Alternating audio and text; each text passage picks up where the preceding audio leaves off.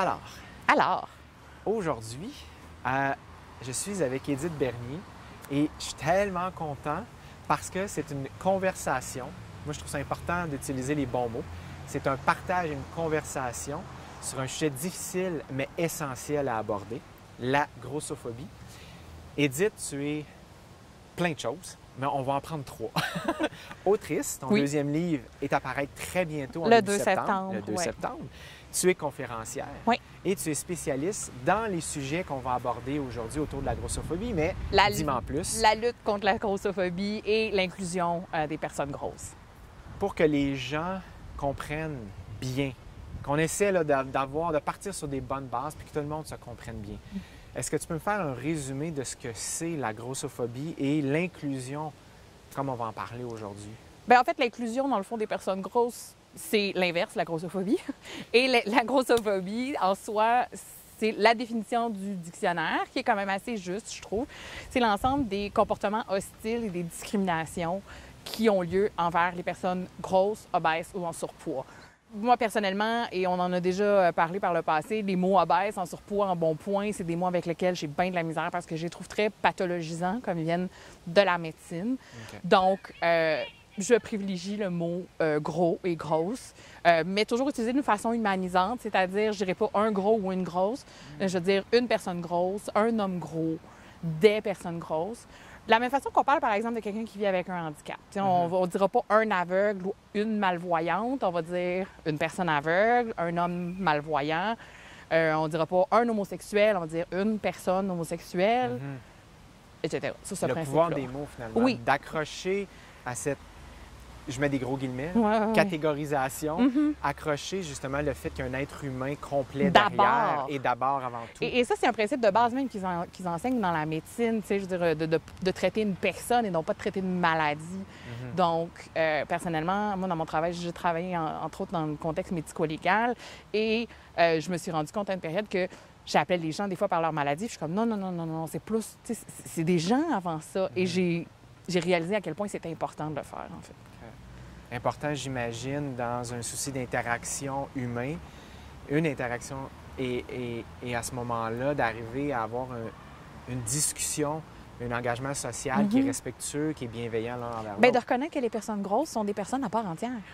Tout à fait. Ils sont des personnes avant d'être grosses. Les personnes homosexuelles sont des personnes avant d'être homosexuelles. Les personnes handicapées sont des personnes avant d'être handicapées. Je veux dire, on se définit pas que par ça. On est plus que ça.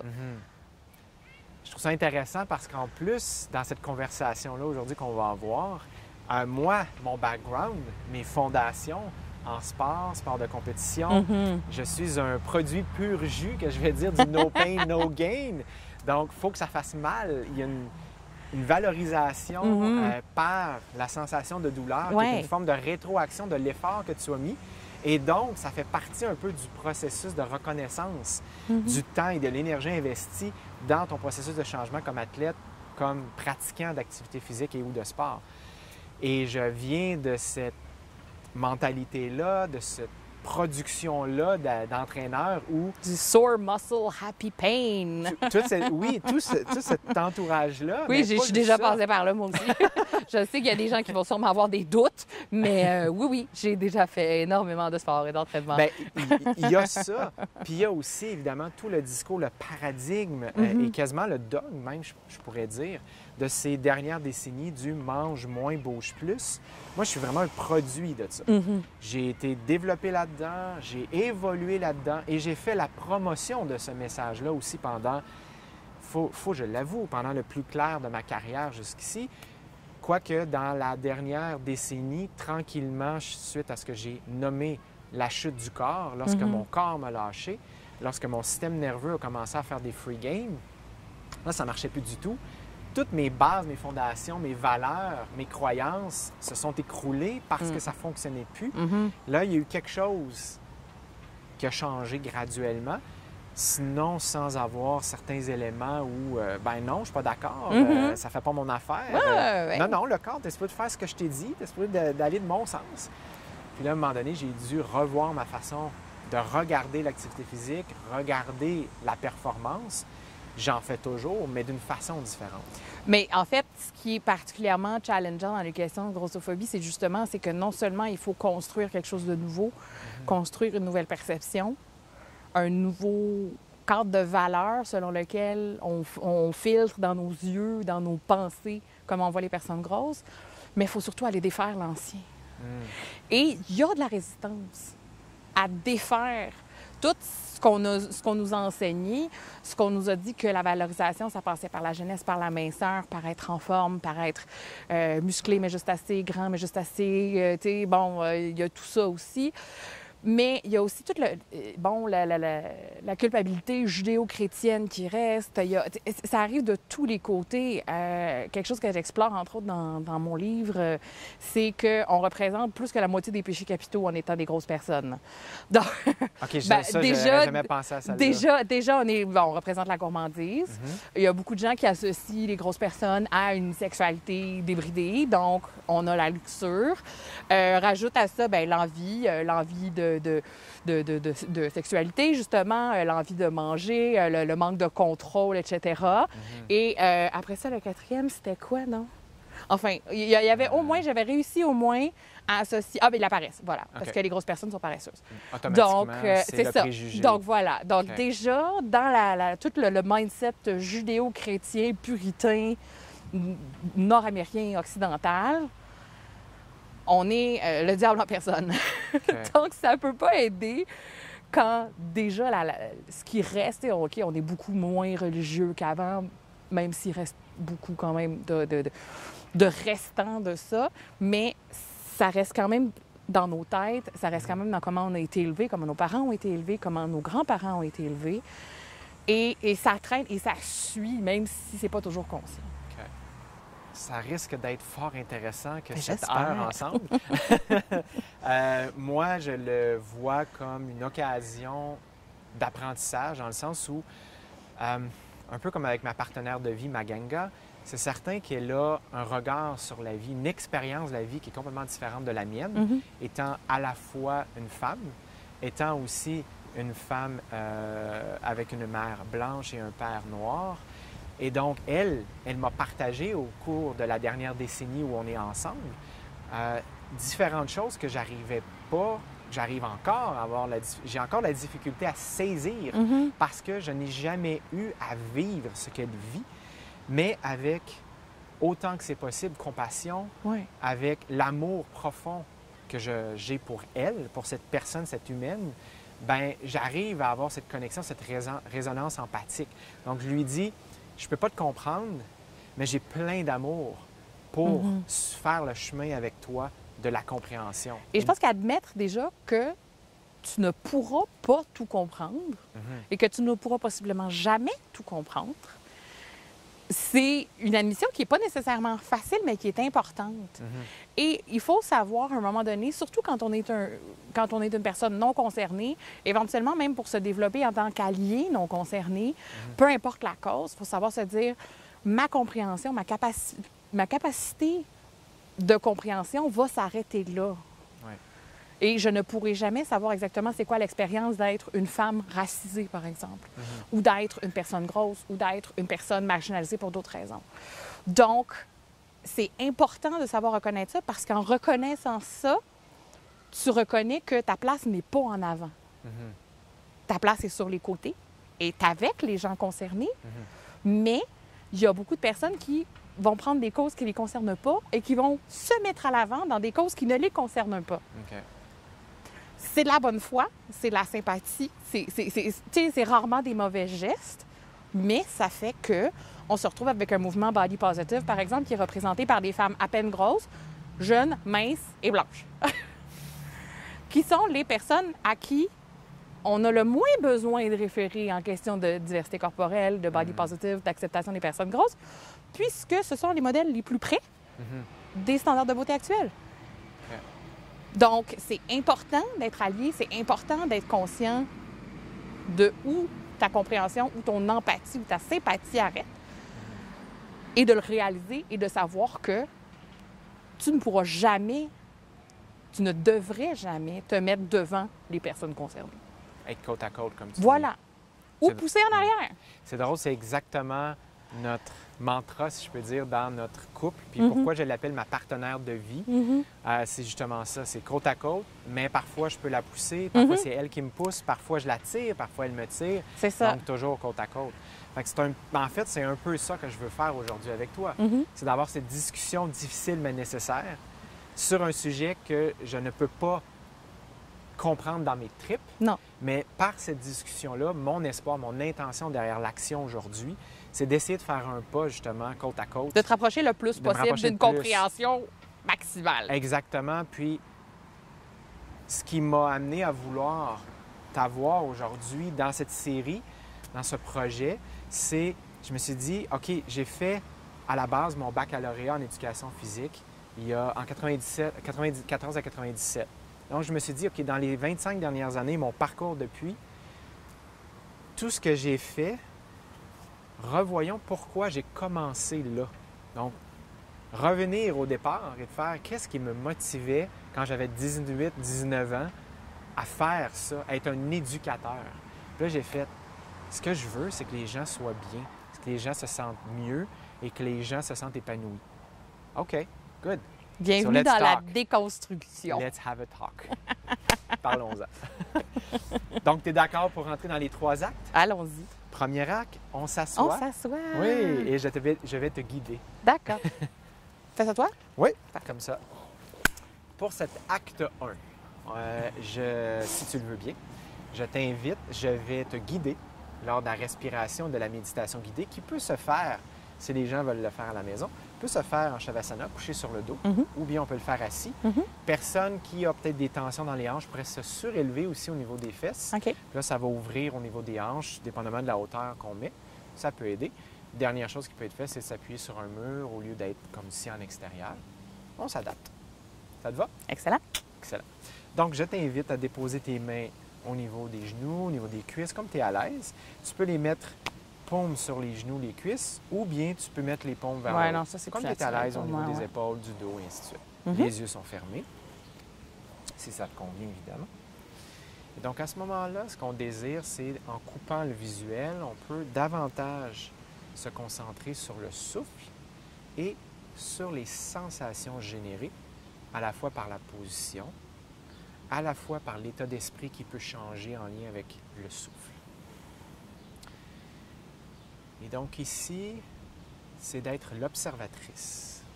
On est observatrice, observateur de la respiration et des sensations, que ce soit au niveau des pressions avec le contact sur le tapis, le sol, au niveau des fessiers, que ce soit les sensations au niveau de la colonne vertébrale par l'allongement de la colonne, l'ouverture de la posture. Ça peut être aussi au niveau des sensations de l'air qui pénètre par les narines. À moins de troubles de la respiration par le nez, on essaie autant que possible d'inspirer et d'expirer par le nez. On détend autant que possible les épaules, même si on a une posture ouverte avec une colonne allongée. Et je t'invite à te concentrer maintenant sur la respiration comme une vague, partant du pubis et remontant par l'abdomen, remontant au niveau du sternum poitrine jusqu'à la gorge. On détend les muscles du visage. Et ce qu'on essaie ici, l'objectif principal, c'est grâce à une respiration calme et lente, on souhaite aller activer davantage la portion parasympathique du système nerveux, la portion repos, régénération, restauration.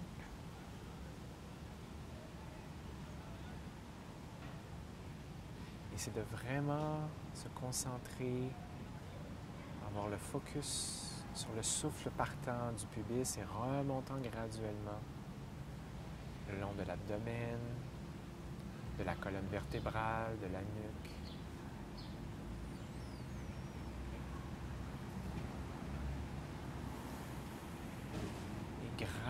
graduellement, c'est de ralentir de plus en plus le rythme de la respiration en allongeant l'inspire et l'expire.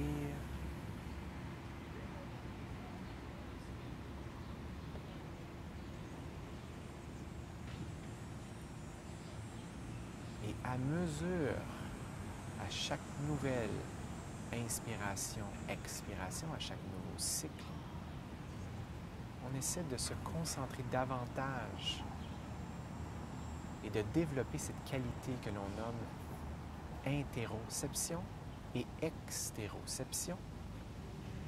Cette qualité de reconnaître les processus à l'intérieur de soi, que ce soit les fréquences cardiaques, que ce soit la respiration, que ce soit les émotions générées, les pensées, en rapport avec notre environnement extérieur, ici le soleil sur ta peau, les bruits des insectes,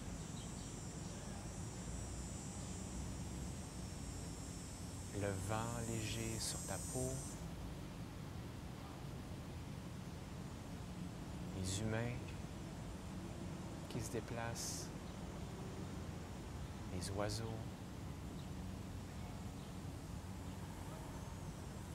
Et graduellement, c'est avec cette connexion fine avec nos sensations et le souffle, c'est de réaliser qu'il est possible de changer par la respiration l'état d'esprit et que par le changement de l'état d'esprit, il est possible de changer le rythme de sa respiration.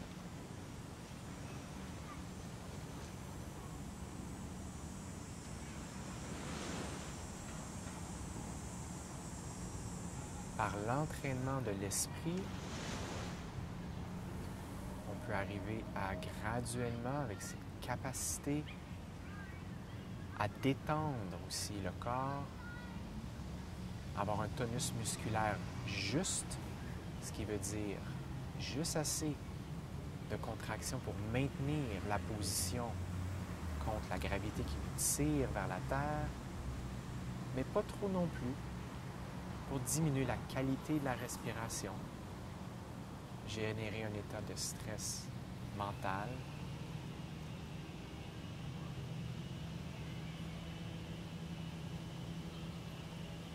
et avec cette longueur de la colonne partant du sacrum jusqu'au bout de la tête, passant par la colonne vertébrale, ton centre de force, je t'invite maintenant à imaginer l'un de tes voyages, l'un de tes plus beaux voyages, toi, la backpackeuse. Revisite mentalement, émotionnellement, connecte à tes émotions les plus puissantes en lien avec ce voyage, cette expérience de vie. Reviens dans cette montagne, reviens dans ces trekking, revis ce passé au présent, mentalement ailleurs, mais totalement présent ici dans ton corps. Et donc, en mouvement mentalement pendant que ton corps est le plus immobile possible, à l'exception du souffle qui fait bouger l'abdomen, la poitrine, les épaules, le pubis.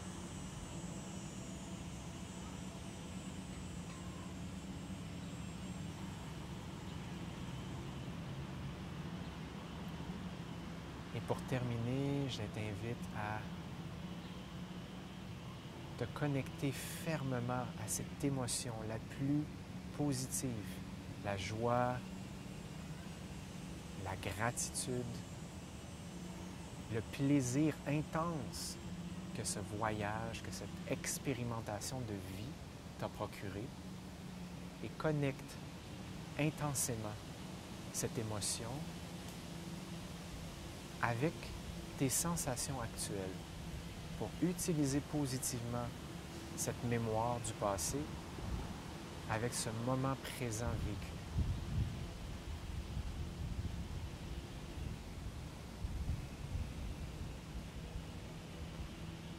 Et uniquement lorsque tu te sens prête,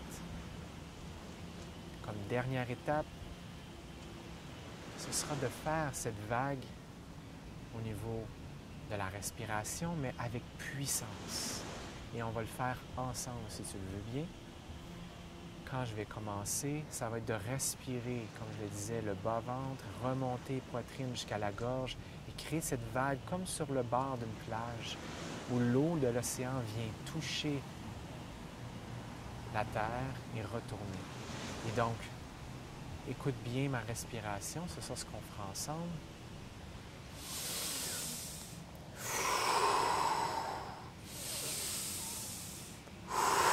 Et quand tu es prêt, tu y vas avec moi. Et très puissant.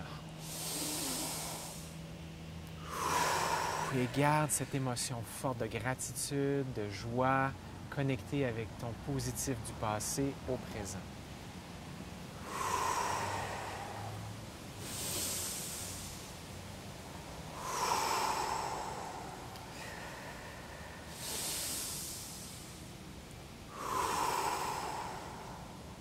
Et essaie de respirer avec puissance, profondeur.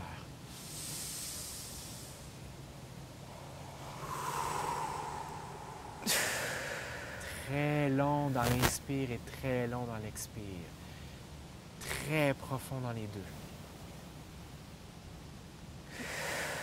Encore 5 fois.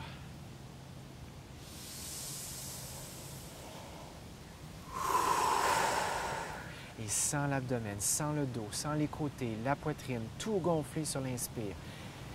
Ouvre le centre de force par le souffle. Encore 3.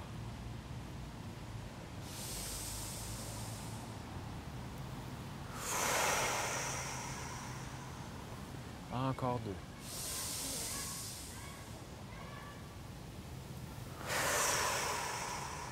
Dernière fois.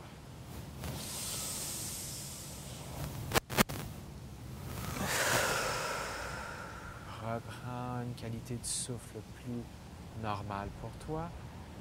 Ouvre doucement les yeux. Reconnecte avec l'entourage. Fait clair. C'est clair, hein? Je suis revenue de ma clairière en Bulgarie.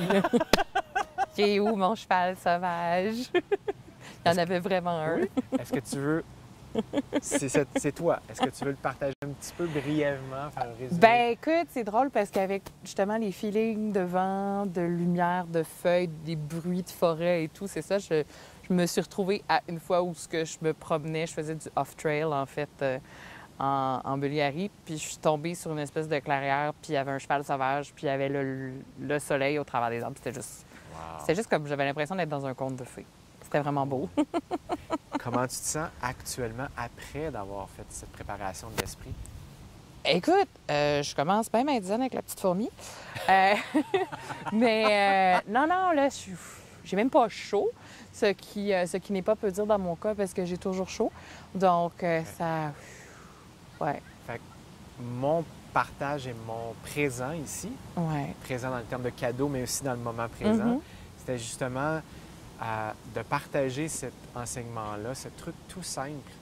Donc, de retourner à la qualité de la respiration, Mm-hmm. retourner comme observateur aux sensations et de retrouver ce contrôle que l'on peut avoir avec la pratique, évidemment, à force de progresser là-dedans, dans des moments parfois challengeants, Mm-hmm. ou juste à retourner sur le souffle, les sensations, on est capable d'aller chercher cet état d'esprit de calme, de stabilité mentale.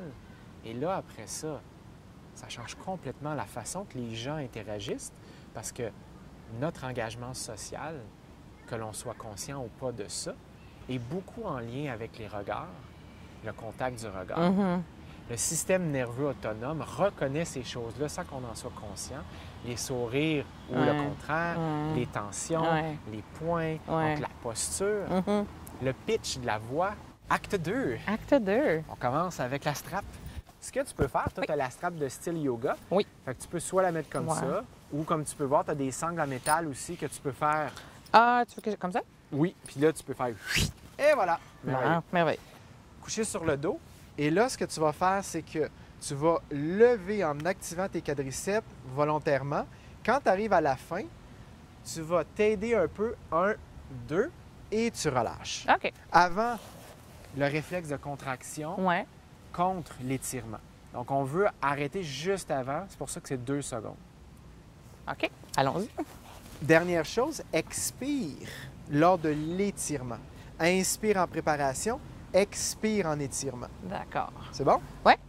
Donc, quand tu es prête, on inspire, expire, lève la jambe par toi-même quand tu arrives au bout. 1, 2 et relâche. On va faire ça 10 fois. Inspire, expire, lève la jambe. 1, 2. Expire, lève. 1, 2. Inspire, expire et on continue ici. Et toujours garder l'autre jambe qui reste au sol bien activée. Et vas-y à ton rythme.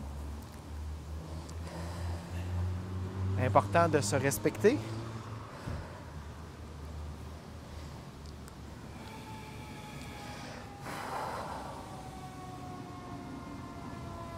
Là, moi, je suis rendu à 9, je pense. Moi, je compte plus. Et une 10e pour moi. Ah, OK. Je change de pied. Quand tu seras prête, vas-y à ton rythme. Exact. On garde le genou barré autant que possible. Ramène les orteils vers ton tibia. Dans la jambe aussi que tu fais l'étirement. Ah! Ah ouais, tu vas sentir pas mal plus dans le mollet. Vas-y, donne encore une autre fois. Voilà, il ramène les orteils activement. Ah ah! Ah ah! Ah ouais! Le diable est dans les détails, qu'ils disent. Bon, on vient se faire des abdos en bonus. Exactement. C'était presque élégant. C'est bien. Non, mais c'est parce que, tu sais, c'est drôle comme on voit les personnes qui font de l'entraînement tout le temps se lever et se déplacer comme des ninjas. Puis, personne grosse n'a pas cette fluidité-là, tu sais. Mais Il y en a que oui, mais, tu sais, c'est que. Je sais pas si c'est parce que c'est les vêtements plus gros qui changent ou comme la façon de bouger et tout. Mais même une personne grosse qui fait du yoga, par exemple, son ventre va être dans le chemin, fait que des fois, elle va avoir besoin des petits blocs, par exemple. Ouais. Ou des fois, tu sais, c'est pas parce que la personne n'est pas souple, c'est juste que ça se rend pas. hmm, Ça, c'est des choses auxquelles il faut penser aussi. ben, c'est clair que tu me mets à la conscience des choses que moi, ne l'ayant pas expérimenté, moi, j'ai toujours été le petit. Mhm. En fait, moi, j'ai eu la L'inverse. réalité inverse. Moi, j'ai toujours été le très, très, très petit qui veut être plus gros. Moi, j'ai le syndrome du petit chien, là, genre. Tu sais, là, la photo, là, le grand Danois avec le petit chien qui le regarde dans les airs, puis Eh le ben, Danois, il est ouais, comme... ouais, ouais. Ben, tu sais, tu peux japper tant que tu veux, mais moi, si je veux, je te donne une tape, puis c'est fini, là, tu Je sais. souffle fort, puis tu revoles. Genre. Ah Moi, ouais, j'ai je toujours été comprends. le petit, très agile, rapide, mais C'est ça. petit. Le cliché du petit nerveux. là. Oui, oui. Non, mais c'est ça, exactement. Uh-huh. Fait que j'ai pas cette compréhension-là Mhm. de vécu. Tu J'ai- sais, parce que tantôt, je t'ai vu te lever, t'es comme... Mais j'y pense pas. Mais c'est ça, mais c'est naturel pour toi. Exact. Et par toutes les activités Oui, aussi, oui. les exercices que je fais, c'est rendu, c'est même plus une seconde nature. Oui, c'est une seconde nature, Mhm. c'est-à-dire je réfléchis pas. Je fais, j'y réfléchis, je pense pas. Mais tantôt, quand je vais me lever, tu vas voir que c'est pas aussi... Hmm. C'est pas aussi ninja. Ben, merci de, de me mettre ça à la On conscience. prépare les téléspectateurs. On va faire la deuxième On va jambe, faire la y deuxième reviendra série. dans la portion discussion. Oui. En même temps, tu m'avais parlé que sur le leg press, par contre, tu me clenches, mais pas à peu près. Là, ça fait un certain temps que j'en ai pas fait. Oui, mais dans mais... ton temps où tu en ouais, faisais ouais. plus, je peux te dire que tu me clenchais, là, total. Là. Écoute, pour moi, quand je faisais des classes de spinning, mon bonheur dans la vie, c'était une côte à 22. OK! Debout. OK. Résumé de tout ça, chacun ses forces, Voilà. chacun ses choses qu'il désire améliorer. Voilà. Tout est dans est-ce que c'est désiré? On pourra Et revenir est-ce à que c'est ça. nécessaire? est-ce que c'est nécessaire, est-ce que c'est désiré, est-ce que c'est quelque chose que tu t'imposes, est-ce que tu te bats contre quelque chose versus tu as envie d'y aller volontairement. On pourra en discuter tantôt dans le sujet, la conversation. Oui. Deuxièmement, donc, position de côté. Oui. On essaie de maintenir le 90, genoux et hanches. Les mains paumes l'une sur l'autre, pardon. Et par la suite, c'est une ouverture avec le regard qui suit. Donc, c'est une grosse ouverture pectorale qui permet de vraiment avoir une inspiration profonde pour dégager le côté qui est ouvert. Et là, je vais juste observer pour être sûr. Exactement. Et la tête est dans la direction opposée des genoux. Et donc là, ça fait un gros étirement au niveau pectoral, dans ce cas-ci, toi, du côté droit. Et là, je t'invite à inspirer profondément au niveau du bas de ton abdomen droit, poitrine droite, le côté de ton tronc droit jusqu'à l'aisselle droite. Exact. Ah oui. C'est un gros truc, celui-là. Upper Floor Spinal Twist. Exact. Et reviens doucement au centre. Exact. Et là, après ça, tu tournes sur le dos et pour aller de l'autre côté. Exactement.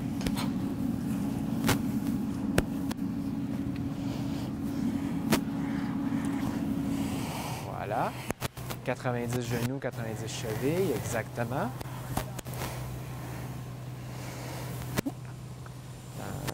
Ouais, la paume vers le ciel. Voilà. Exact. Et là, maintenant, tu essaies de respirer profondément du côté gauche. Exact. Puis si tu veux être vraiment dans le détail, ouvre grand tes doigts de la main. Voilà. Toi, autrice, toi devant l'ordinateur. Toi couché dans le parc. Encore 2 respirations profondes. Inspire profondément. Expire. Yeah. Une autre fois.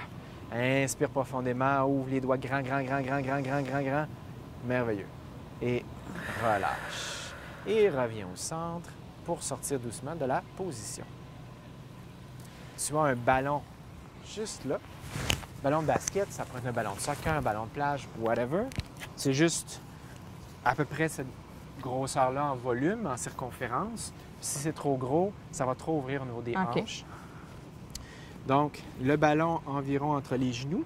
Et là, c'est de garder les mains au sol, la tête ne bouge pas, et c'est de coincer le ballon et d'ouvrir, excuse-moi, de descendre les genoux de chaque côté, mais en maintenant la contraction ici.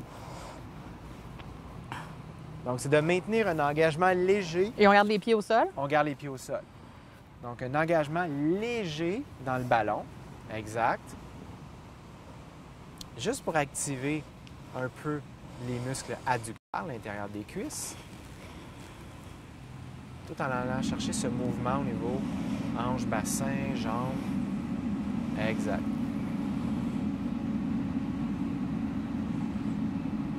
Donc, l'exercice précédent, on est allé vraiment principalement ouvrir au niveau de tronc, au niveau pectoral. Là, on veut aller chercher un léger engagement de l'intérieur des cuisses, en même temps qu'un mouvement au niveau du bassin. La colonne aussi bouge dans ses torsions. Dernière fois. Merveilleux. Excellent. On peut déposer le ballon. J'ai appelé ça le Rider 5. Oui, très excitant. J'ai pensé spécialement à toi, mais aussi les gens dans notre vie moderne d'écran. Donc, autant les textos avec les petits cellulaires, les petits écrans avec la vision. Oups! Problème technique de micro. Non, c'est problème technique de serviette, en fait. Et donc, les textos avec les pouces et tout, mais aussi les écrans à ordinateur, toi qui écris avec tes livres, ton deuxième qui arrive bientôt, et aussi tous les blogs. Oui. Donc, j'ai pensé à toi spécifiquement pour ça. On va commencer, on va aller s'énergiser. Donc, c'est comme des serres d'aigle. Arr. Arr! Ça va faire le arr! Pour que les gens voient Oui. de côté qu'est-ce qu'on fait et de face. Donc, on essaie de garder le 90 au coude, comme ça. Et donc, c'est vraiment un mouvement à l'épaule, comme ceci. Ya! Puis, t'inspires en ramenant les serres vers le haut. OK. T'expires en descendant. Ya! Donc, c'est...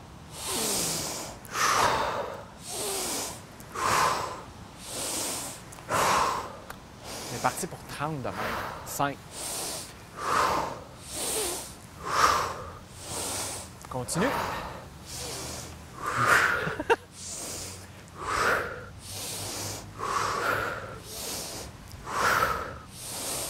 On commence à sentir que ça fait plus chaud.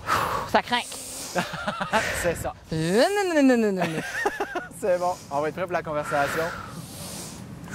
Les 10 derniers, on est rendu à 15 ou 16. On va y aller même plus vite. 19. Et on y va.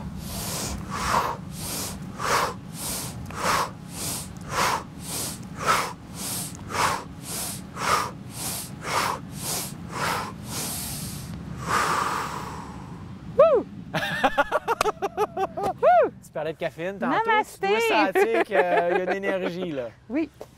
Voilà. Là, tu vas calmer, tu me recrains, décide-toi. Exactement. Sais-tu qu'est-ce qu'on veut? Qu'est-ce qu'on veut? Ce qu'on essaie, c'est d'avoir cette capacité-là d'aller dans l'un et dans l'autre de plus en plus à volonté. Par cette perception, cette awareness en anglais, que j'adore ce mot, cette perception de ce qui est, de ce qui se passe en dedans, je parlais d'interoception dans l'acte 1 et d'extéroception, ton rapport aussi avec l'environnement, ce qui t'entoure, plus tu deviens conscient de ça, dans cette connexion fine, à ce moment-là, tu es en mesure, avec la pratique, avec le temps progressivement, d'arriver à passer d'un état à l'autre de plus en plus rapidement. Donc, si tu es en interaction avec des gens, que ce soit des collègues de travail, un conjoint, une conjointe, que ce soit avec ton employeur, que ce soit avec des clients, tes fans qui viennent dans les salons du livre. Il n'y en aura pas ouais, cette année de vrai salon du livre, l'année que je lance. COVID-19 2020. Bien, en fait, tes fans de bar followers par les médias sociaux, oui. toutes ces interactions-là, bien, il y a ce qu'on parlait tout à l'heure, l'engagement social qui est lié justement au ton de voix, la rapidité, si c'est aigu ou bas, le regard, les sourires, les expressions faciales. On nous demande souvent de passer du high energy justement à un low energy. Tu vas aller donner une entrevue, surtout quand tu es dans un domaine qui a une crise d'image, si je peux dire, un peu comme la lutte à la grossophobie. C'est un sujet qui est très polarisant. C'est un sujet qui va souvent chercher le meilleur et le pire chez les gens. Donc, il faut être souvent très calme. Il faut être très posé et tout ça parce que si on a l'air fâché, si on a l'air... Et je dis bien on a l'air parce que ça ne veut pas dire qu'on l'est, mais même des fois, avoir juste l'air trop passionné, être trop enthousiaste, ça peut souvent être perçu comme de la hargne ou comme de l'agressivité. Donc, oui, c'est important de pouvoir savoir être low energy quand il faut, mais aussi, justement, quand on va rencontrer des gens, éventuellement, quand il y aura un salon du livre, quand j'aurai la chance de pouvoir organiser un événement où on va pouvoir être plus proche que 2 mètres et pas avoir à porter de masque. C'est des trucs qui sont importants pour l'instant. Un jour, espérons que ça aura plus lieu tout à fait. d'être. Donc ça, mais ce sont des techniques je vais aller faire graduellement. Au lieu d'un café. Oui, c'est ça. 30, je crains qu'il y ait bien raide. Oh, ça va Ensuite, deuxième exercice de la séquence des 5 pour l'écrivain, l'autrice, pardon, écrivaine, autrice. Donc, on est sur les genoux, on est pieds pointés en flexion plantaire qu'on appelle. Et là, ce qu'on va faire, c'est d'aller tirer les supinateurs, les fléchisseurs au niveau de l'avant-bras et le pouce des textos. On va commencer texte jamais, moi, je sais pas. Bien, pour les gens à la maison. Donc, un peu comme l'exercice d'étirement avec la jambe et avec la strap, la corde, c'est le même principe, mais là, on va y aller avec l'avant-bras. Donc, ce qu'on veut faire, c'est inspire ici, expire, flexion, et avec la main 2, tu viens finir le 2 secondes, comme on a fait avec la jambe, avec la sangle. 1, 2, et on relâche. Donc, on inspire, on prépare. On expire, on fait la flexion volontaire, et on finit 1, 2 pour aller un petit peu plus profond dans l'étirement. Si tu veux aller un petit peu plus adapté au niveau de l'épaule, tu stabilises. Donc, tu descends ton épaule sans bouger la tête. Là, tu la stabilises et on refait la même chose. 1, 2 et on relâche. On inspire, on expire. 1, 2, ça, ce sont des étirements qu'on appelle étirements actifs isolés. C'est une méthode d'étirement. Flexion. 1, 2. On va ensuite juste faire paume vers le ciel, toujours en gardant la stabilisation.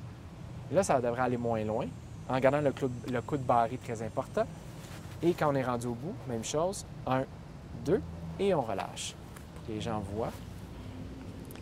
Ça, je peux mettre, mon pouce ici, et je viens chercher avec mes doigts. 1, 2, exact. Et on relâche. 1, 2, on relâche. Donc, si vous êtes beaucoup à l'ordinateur, beaucoup sur les tablettes, beaucoup sur les textos, je sais pas pourquoi je souris. Je sais pas. Je me sens pas du tout dire. Et le dernier pour les textos, on va rentrer le pouce à l'intérieur des 4 doigts. On referme délicatement sur le pouce. Et là, c'est comme si on avait notre pouce dans les airs pour la position. Comme ça. Donc, on avait au début paume plancher, ou paume herbe, paume ciel. Là, c'est paume intérieure. Rentre le pouce, ferme avec les 4 doigts. Et là, je fais la flexion, ça n'ira pas tellement loin. Et très, très délicatement, ça, c'est très fragile, je peux aller un peu plus loin. Moi, je le sens là, tout le long de la ligne du pouce. Définitivement. La belle ligne des textos. On parle des tex-neck, des fois, la douleur là, au cou, liée avec la position tête vers l'avant. Ben oui. Mais là, c'est les pouces. 1, 2. 1, 2. Dernière fois. 1 et 2. Excellent. Pour le deuxième côté. Donc ici, la vision. Je reviens, c'est l'autre exercice pour le Rider 5. Donc, on va rentrer les doigts en golfer grip qu'on appelle dans la technique Ego Skew. Donc, c'est vraiment de ramener le bout des doigts avec les articulations ici. Le pouce est levé et on essaie d'avoir un 90 autant que possible. Exactement. Tout est dans le prolongement. Et on fixe le bout du pouce. Ça, c'est du yoga pour les yeux. OK. On veut étirer autant que possible les muscles oculomoteurs qui font bouger les yeux dans tous les sens. Mais en plus, on veut aussi travailler sur le tracking, donc la capacité des yeux à fixer sur quelque chose en mouvement. Donc, je regarde ça, je fais des twists. Bonus, digestion. On fait comme un genre de massage des organes en dedans. Évidemment, à la maison, si vous avez des gros problèmes de colonne, des gros problèmes de dos, on y va doucement. Ben oui, on ne fait pas. On s'adapte. Je me fie à votre capacité de jugement à le faire ou à ne pas le faire. Et donc, c'est vraiment, on bouge en faisant ces torsions du corps, on fixe le bout du pouce pendant que les yeux voient toutes sortes de choses dans l'environnement et on relâche. Est-ce que tu vois vraiment des choses? Maintenant, oui. Parce que c'est pas la première fois que je le fais. Oui. Je l'ai fait depuis des années. Oui. Maintenant, j'ai plus de problème. Puis j'ai plus de maux de cœur, j'ai plus la tête qui tourne, j'ai plus de perte d'équilibre, ce qui a été le cas au début. Ton oculomoteur va mieux. Mon oculomoteur va mieux. J'ai l'oculomoteur plus en santé ou plus détendu. Musclez-vous les oculomoteurs à la maison. Ou les étirez-vous. Oui, voilà. Parce que quand tu es temps comme ça, ces écrans, là, deuxième côté. Donc. Et l'autre bras, on essaie de le garder le plus détendu possible à l'épaule. On dirait que c'est plus buzzant, si je peux me permettre l'expression, Oui. avec l'autre bras lousse. Ah! Ça peut être fonction de plusieurs choses. En fonction, entre autres, du bras qui est tendu vers l'avant. Ça va générer des tensions sur les tissus qui sont différents. En fonction aussi de tes lignes de tension de la chaîne, et on relâche, de ta chaîne spirale, le X au centre du corps, qui est généré encore une fois par ton bras tendu vers l'avant. Oui. Ça peut être fonction de beaucoup de choses. Dans ta torsion, c'est avec le bras vers l'avant, toujours avec la chaîne spirale, dépendamment d'une torsion que tu peux avoir partant du pied. Si Tu disais tantôt, avant qu'on commence l'entrevue, que tu as une facilité à te fouler les chevilles, Ouais. à traverser les chevilles. Oui, moins On- qu'avant, mais On quand pourrait même. regarder ça, Ouais. exemple, Mhm. pour voir si ça a une incidence. Donc, il y a un paquet de possibilités, disons, qui amènent à ça. Et le dernier, c'est un bonus, les deux pieds collés ensemble et j'appelle ça les doigts fusils, à défaut de trouver un meilleur mot. Et donc, comme on voit en yoga souvent, tu parlais de salutation. Tu parlais-tu de salutation du soleil? Je me souviens plus. Non, c'est pas moi. On n'a ça. pas parlé... Coudonc. On a parlé de yoga. On a parlé mais... de yoga, mais pas de salutation Mais je te disais à quel soleil. point j'étais pas bonne. Fait que Fait que c'est pas toi. c'est sûrement pas moi. OK.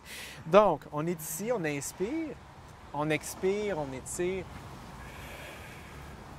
On inspire, on revient. On expire. Si c'est trop difficile avec l'équilibre, on peut décoller les pieds largeur des hanches, bien, bien pointés vers l'avant. On s'ajuste. On a tout le droit de faire des piou-piou. Tu as le droit de faire ce que tu veux. Si ça te fait plaisir, vas-y. Piou-piou.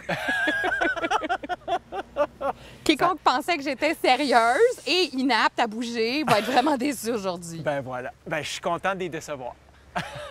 Si c'était ça. Mais le rire, c'est très bon pour les neurotransmetteurs. Définitivement. C'est merveilleux pour la dopamine et la sérotonine. Et là, on va faire l'inverse de la respiration. On va inspirer en ouvrant. Mais je peux plus faire piou-piou. Et on expire en revenant. Yeah. Ça se peut que tu sentes, c'est différent dans ta tête. Ouais.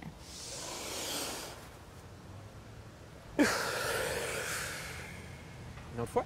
Non, tu jettes. Pour la loque.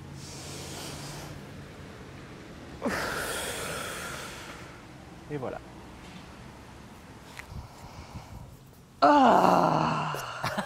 Ça, c'est une expiration. Ça, c'était vraiment comme de la joie pure. Ouais, c'était raw, ça. C'était de la joie raw. Ouais. Gratitude. Dernier, troisième acte de cette séquence.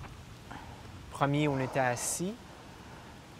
On tentait autant que possible, c'était l'intention derrière l'action, le rééquilibrage de l'esprit, c'est-à-dire d'arriver à un état d'esprit calme et stable pour permettre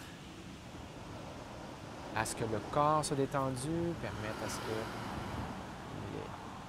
l'esprit soit détendu, permettre un échange bienveillant, respectueux en fonction d'un système nerveux qui n'est pas dans une situation ressentie, perçue de survie. Deuxième acte était le mouvement, délier le corps. Et le troisième acte, c'est la reconnaissance, le scan du corps de ce qui a été fait dans les actes 1 et 2, mais en position idéalement couché sur le dos. Et donc à ce moment-là, le corps peut vraiment se détendre. Pas besoin de créer de contraction posturale antigravité pour maintenir une posture. Et là, c'est vraiment de promener les yeux fermés son esprit à travers tout son corps, des orteils jusqu'au bout des doigts. Et c'est de faire un scan du corps. Et donc de reconnaître s'il y a des endroits qui sont potentiellement plus tendus ou plus détendus qu'au départ. Est-ce qu'il y a des zones du corps qui semblent générer une pression ressentie plus grande ou moins grande dans les portions du corps touchant le tapis? Côté droit versus côté gauche, le bas du corps versus le dos versus le haut du corps, avec les épaules, la tête. Est-ce qu'il est possible de respirer en vague du bas de l'abdomen jusqu'à la gorge? Quand je dis respirer comme une vague, c'est d'essayer d'avoir un rythme continu, sans blocage, avec le moins d'efforts possible.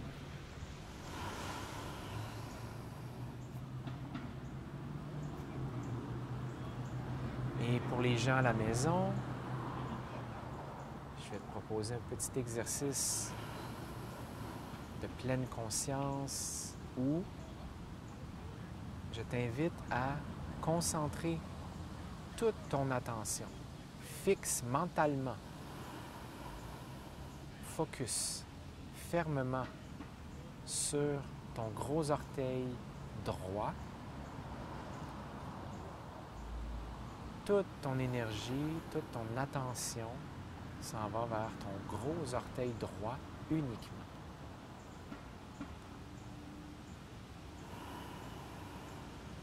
Si ça vous dit à la maison, je vous propose de faire la même chose. Toute votre attention sur le gros orteil droit. On se promène mentalement entre le dessous, entre l'ongle, les côtés, jusqu'à la jointure.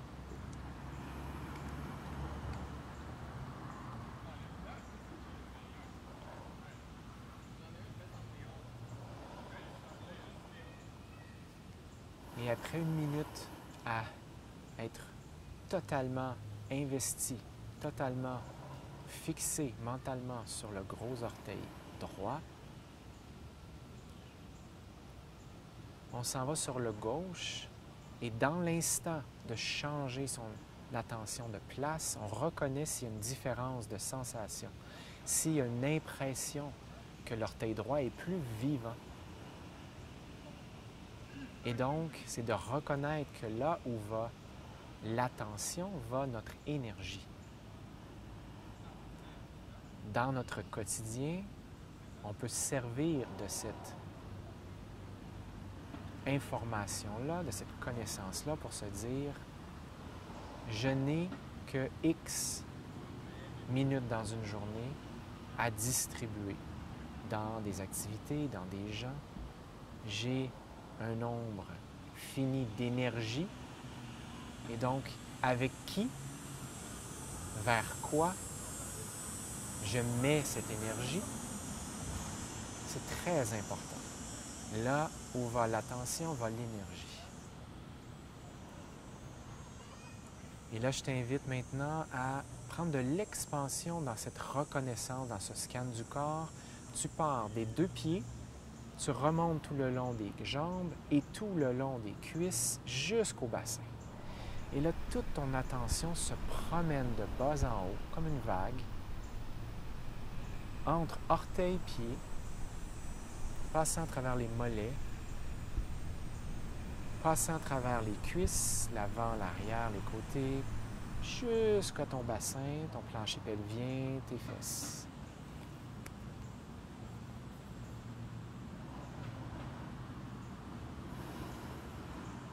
Concentre-toi sur toute forme de sensation, que ce soit picotement, que ce soit une sensation d'électricité, une sensation de chaleur, une sensation liée au vent sur ta peau, à la lumière,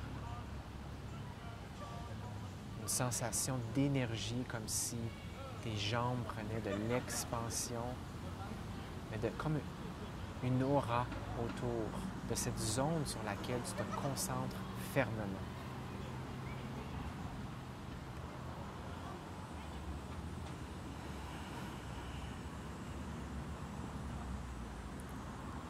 Et ensuite, tu remontes du plancher pelvien, tu délaisses les jambes et tu remontes pour faire tout le tronc et les bras. Du plancher pelvien jusqu'à la gorge, passant par les épaules, les bras, les mains et les doigts. Et donc, toute la portion centrale, la force centrale, l'endroit du cœur, la jonction entre les fonctions cérébrales cognitives et les fonctions plus primitives.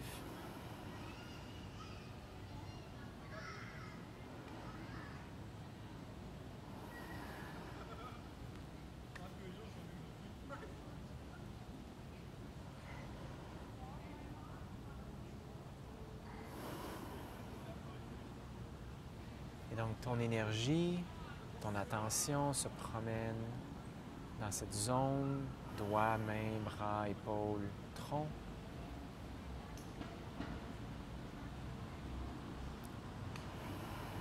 Terminant cette exploration du corps en termes de sensations au niveau du visage, les oreilles, le front, le nez, la bouche, les joues, le menton, que cette zone. Ressens chaque parcelle de cette portion de ton corps très importante en termes d'engagement social avec les gens que tu aimes, les gens à la maison, que ce soit conjoint, conjointe, collègues de travail, les enfants, avec même les inconnus, qui sont des inconnus au départ, mais peuvent devenir plus grâce aux interactions. Donc ce visage qui exprime en partie ce qui se passe à l'intérieur. Et pour terminer, reconnecte l'entièreté de ce corps qui est le tien, des pieds jusqu'au bout de la tête, jusqu'au bout des doigts. C'est mentalement ce voyage, cette exploration de l'intérieur, mentalement.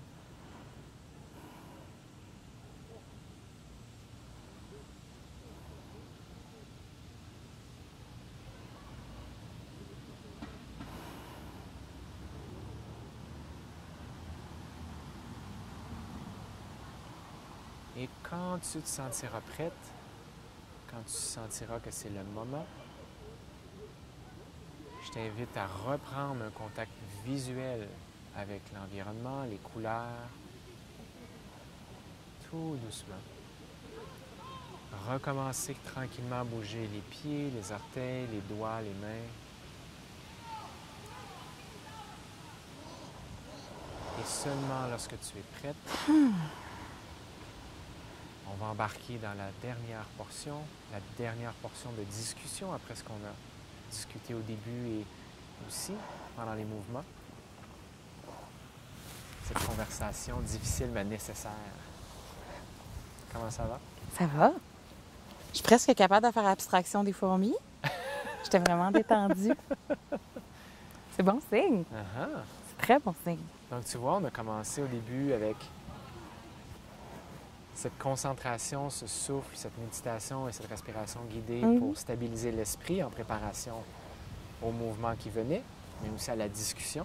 Le mouvement. Il y avait un mari d'une de mes clientes qui disait « Bouge, il faut que ça circule ». J'aimais beaucoup. Oui.